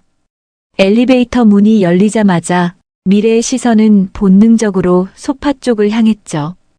구석진 자리에 웅크리고 앉아있는 하늘이를 발견한 순간 미래의 얼굴이 봄 햇살처럼 환하게 밝아졌습니다. 하늘아. 미래가 구두 소리를 울리며 동생에게 달려갔습니다. 누나가 너무 늦었지?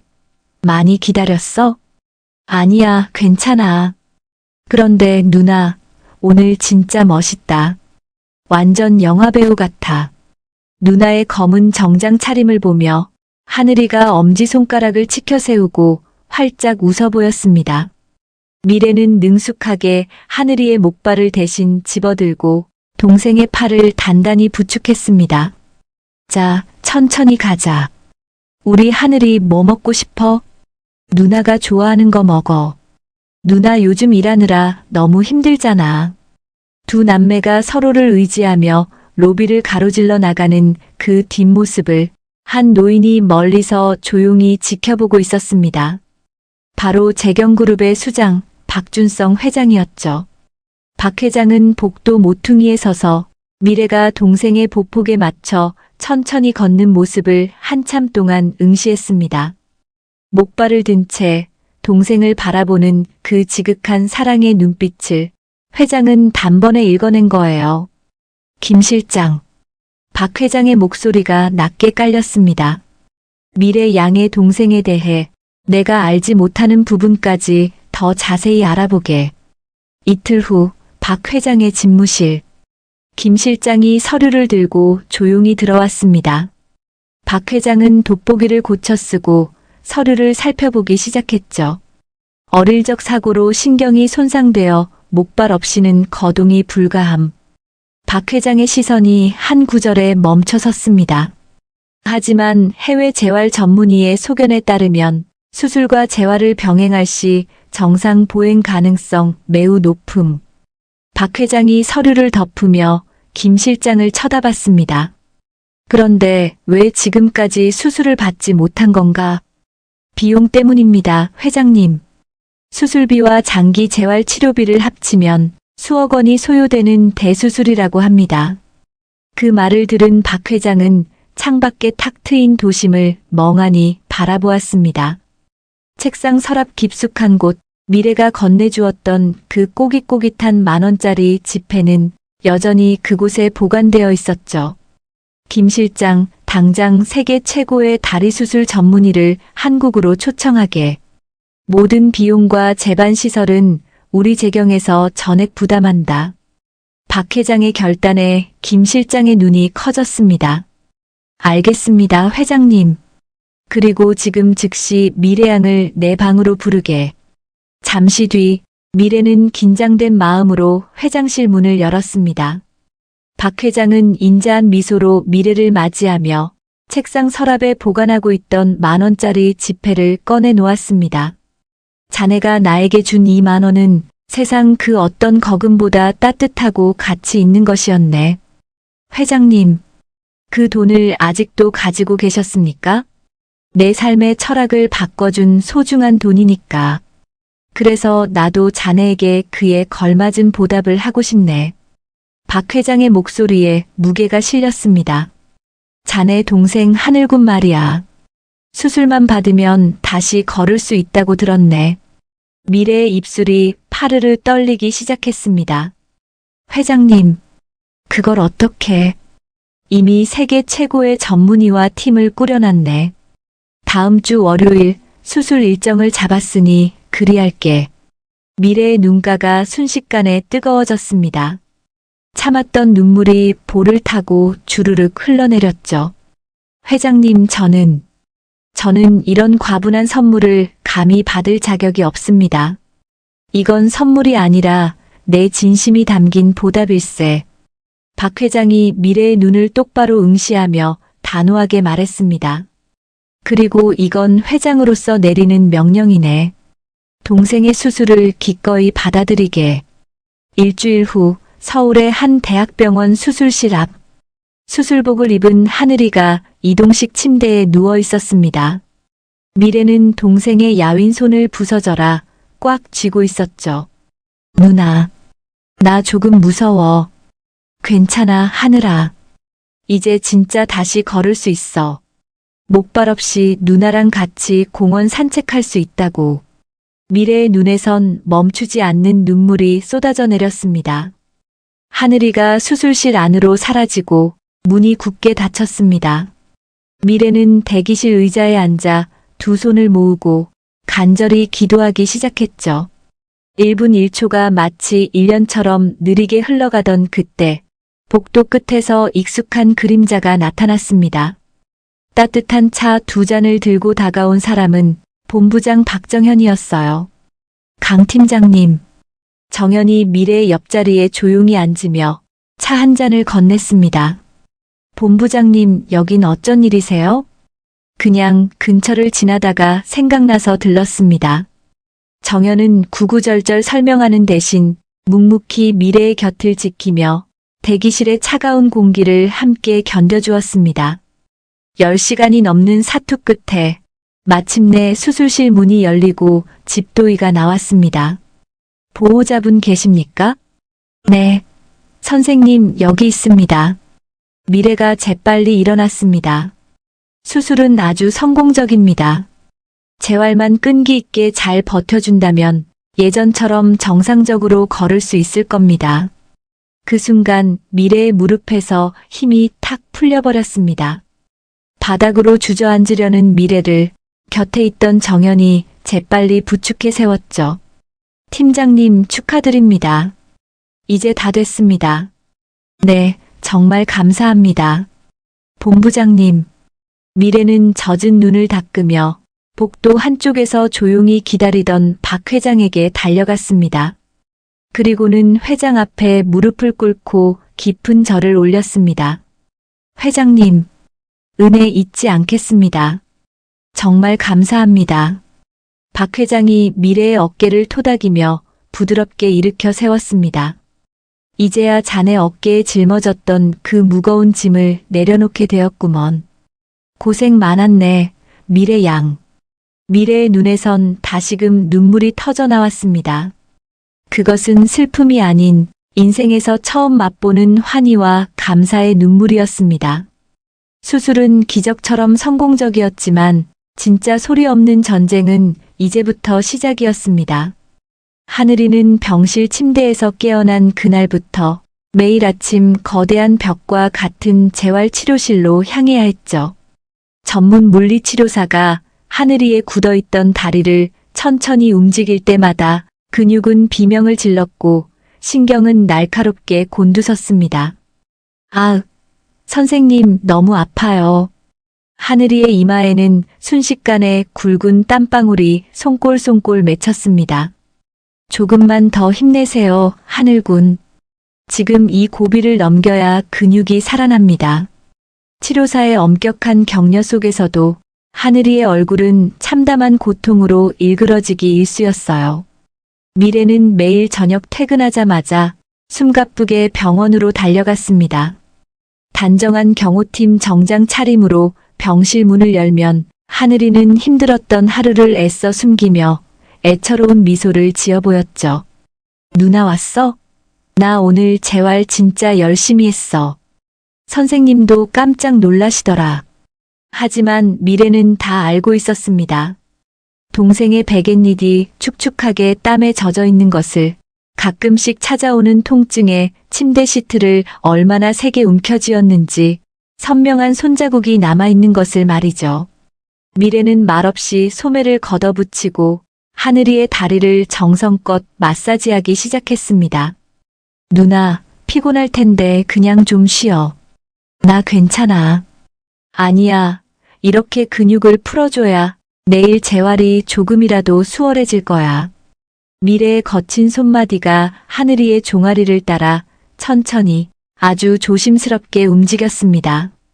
밤 10시가 훌쩍 넘은 시간까지도 미래는 동생의 다리를 주무르며 간절히 기도했던가 해요.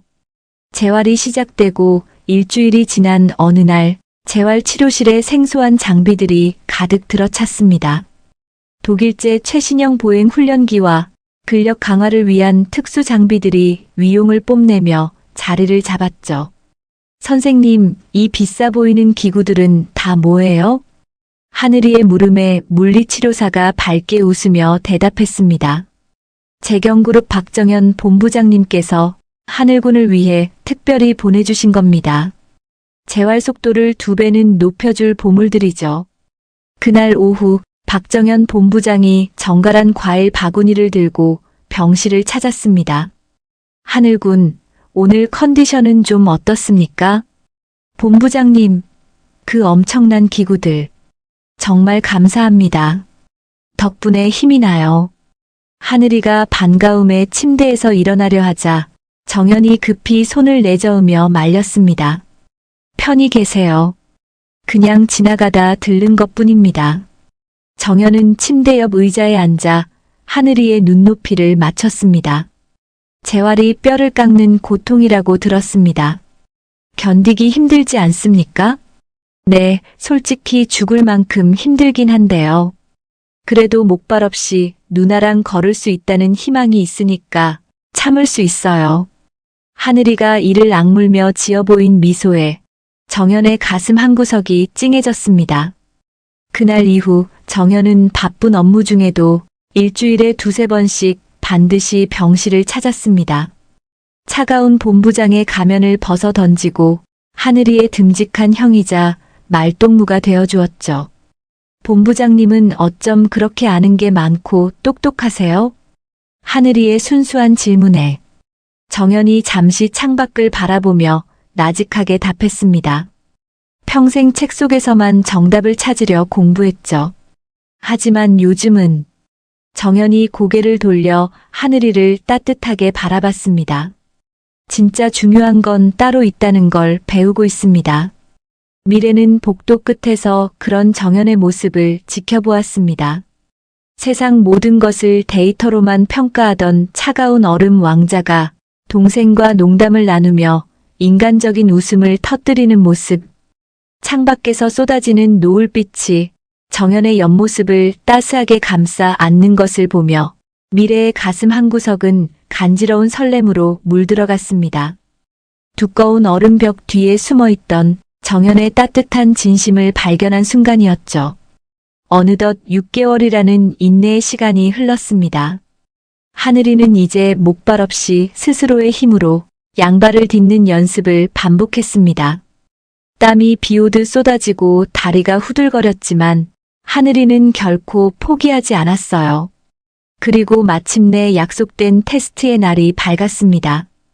미래와 박 회장, 그리고 정연까지 모두가 숨을 죽인 채 재활실에 모였습니다. 자, 오늘은 보행기와 목발 없이 오로지 맨몸으로 걸어보겠습니다. 의사의 단호한 말에 재활실 전체에 팽팽한 긴장감이 감돌았습니다. 하늘이가 침대 끝에 걸터앉아 심호흡을 했습니다. 두 발바닥이 차가운 바닥에 닿는 순간 모두가 주먹을 꽉 쥐었죠.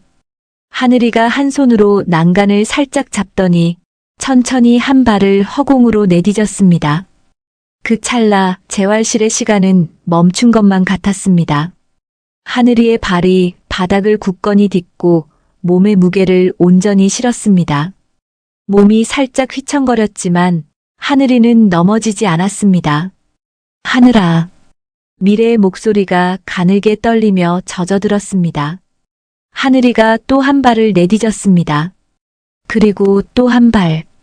보조기구 하나 없이 오직 자신의 의지와 근육의 힘으로 당당히 걷기 시작했습니다.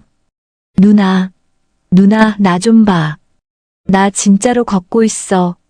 하늘이의 눈에서 억눌렸던 눈물이 폭포수처럼 쏟아졌습니다. 미래는 두 손으로 입을 틀어막은 채 흐느끼며 울음을 터뜨렸습니다.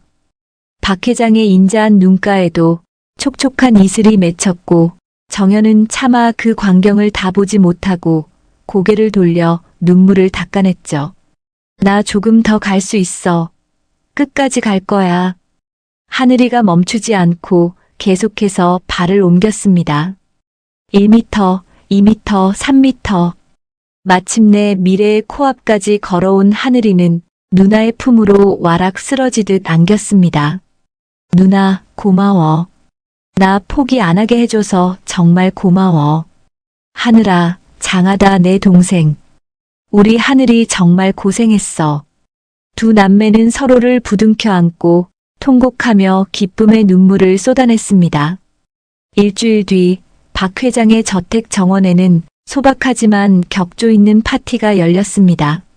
하늘이의 기적 같은 첫걸음을 축하하는 아주 특별한 자리였죠. 자, 모두 잔을 드십시다. 박 회장이 환한 미소로 잔을 높이 들었습니다. 우리 강하늘 군의 눈부신 새 출발을 위하여 건배.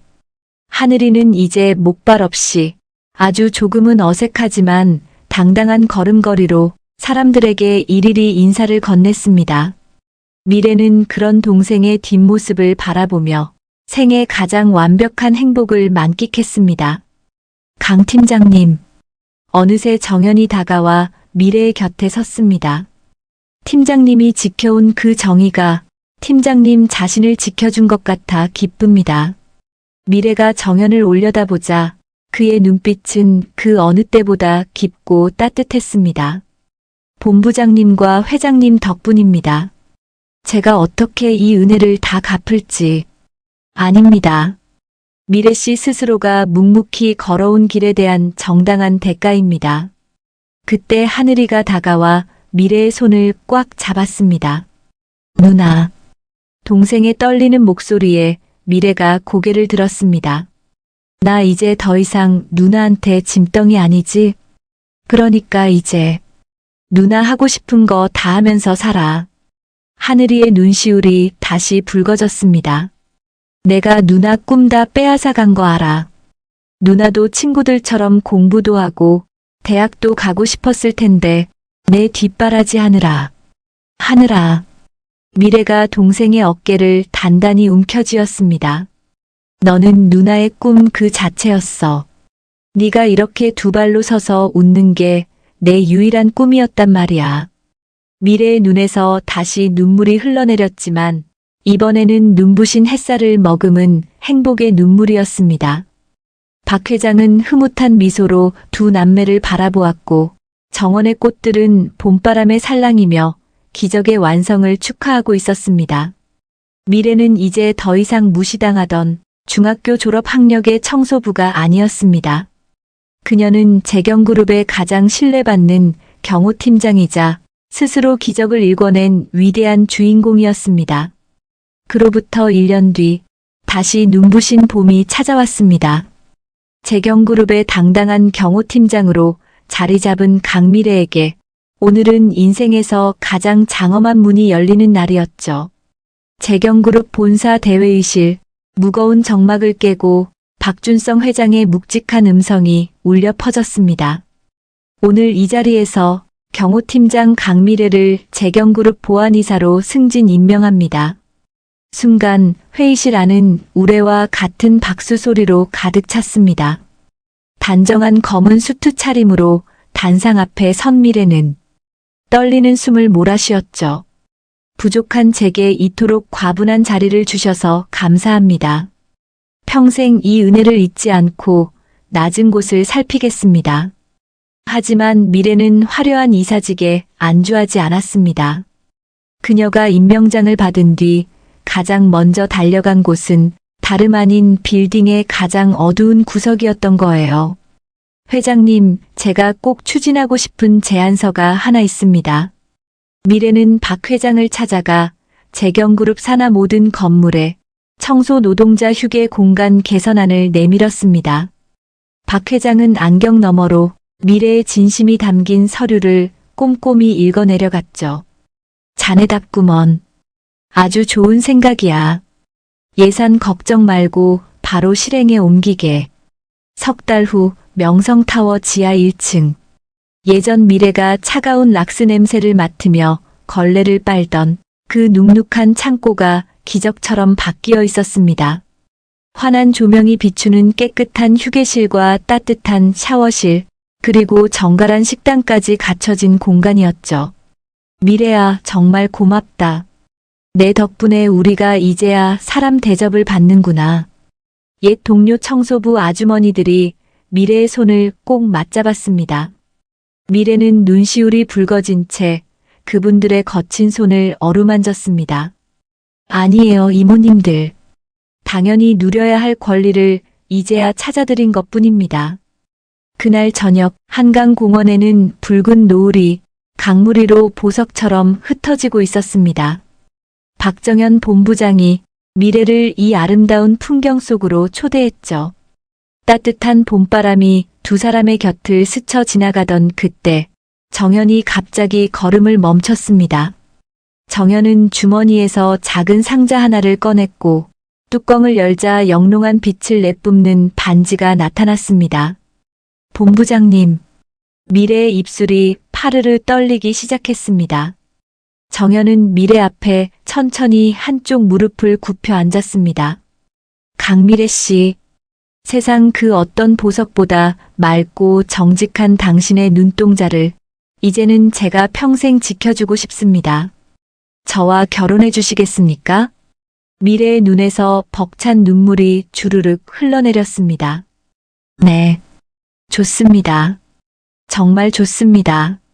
정현이 미래의 손가락에 반지를 끼워주자 노을은 마치 두 사람을 축복하듯 더욱 붉게 타올랐습니다. 한 달 뒤 재경그룹 본사 대강당에는 수백 명의 기자가 모여들었습니다.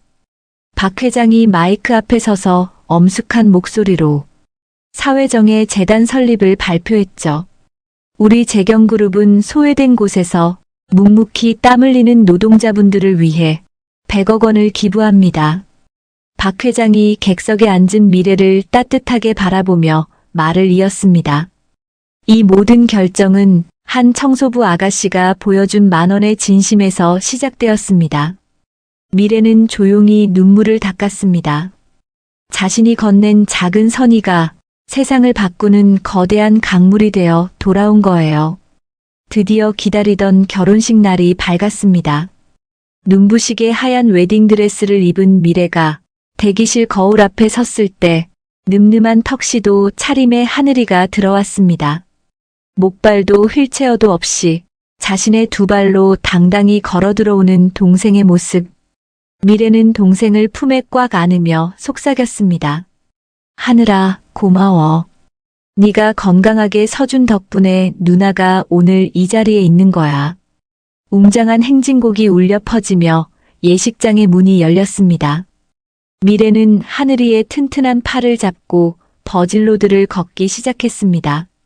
예전에는 누나가 동생을 부축하며 험한 길을 걸었지만 이제는 동생이 누나를 든든하게 받쳐주는 기적의 행진이었죠. 제단 앞에서 기다리던 정연은 세상에서 가장 아름다운 미소로 신부를 맞이했습니다. 두 사람은 영원히 서로를 아끼고 사랑하겠습니까? 네, 맹세합니다. 두 사람의 목소리가 하나가 되어 식장 안에 울려 퍼졌습니다. 피로 연장, 미래는 가장 먼저 예전 청소부 동료들이 앉은 테이블을 찾았습니다. 미래야, 오늘 정말 하늘에서 내려온 천사 같구나. 이모님들 와주셔서 정말 감사해요. 식사 맛있게 하세요. 동료들이 미래의 손을 잡으며 자기 일처럼 기뻐해 주었습니다. 그들의 웃음소리가 미래에게는 그 어떤 음악보다 아름답게 들렸죠. 모든 예식이 끝나고 깊은 밤, 미래는 호텔 옥상 정원에 올라 서울의 밤 경치를 내려다보았습니다. 정연이 조용히 다가와 미래의 어깨를 감싸 안았죠. 미래는 깊이 간직해온 꼬깃꼬깃한 만원권 한 장을 꺼냈습니다. 박 회장이 결혼 선물이라며 돌려준 그 기적의 시작이었던 지폐였죠. 정연 씨, 이 작은 종이 한 장이 제 모든 인생을 바꿔놓았네요. 아닙니다. 정연이 미래의 눈을 깊게 응시하며 속삭였습니다. 이 돈이 모든 걸 바꾼 게 아니라 미래 씨, 당신의 진심이 보답으로 돌아온 겁니다. 미래는 10,000원짜리 지폐를 다시 소중히 주머니에 넣고 정연의 품에 머리를 기댔습니다. 서울의 수천 개 불빛이 두 사람을 축복하듯 반짝였고 따스한 봄바람이 그들의 앞날을 부드럽게 감싸 안았습니다. 중졸 출신 청소부에서 보안이사가 된 강미래. 하지만 그녀는 여전히 돈보다 사람을 먼저 생각하는 그 따뜻한 마음을 잃지 않았습니다. 10,000원 한 장으로 시작된 기적은 그렇게 한 사람의 인생을 넘어 수많은 이들의 가슴 속에 희망의 씨앗을 심어주며 영원히 지지 않는 꽃으로 피어났습니다. 오늘 전해드릴 이야기 여기까지입니다. 세상은 때로 학벌과 배경으로 사람을 판단하지만 진짜 빛나는 건 진심 어린 마음과 올곧은 인성입니다. 꼬깃꼬깃한 10,000원 한 장이 만들어낸 기적처럼 우리가 베푸는 작은 선행 하나하나가 누군가의 인생을 바꾸고 세상을 따뜻하게 만들 수 있습니다. 오늘도 힘든 하루를 보내고 계신 모든 분들께 강미래처럼 포기하지 않는 용기와 박 회장님처럼 진심을 알아보는 지혜가 함께하길 바랍니다. 다음에도 여러분의 마음에 깊은 울림을 줄 수 있는 이야기로 찾아뵙겠습니다. 사연꽃다발이었습니다.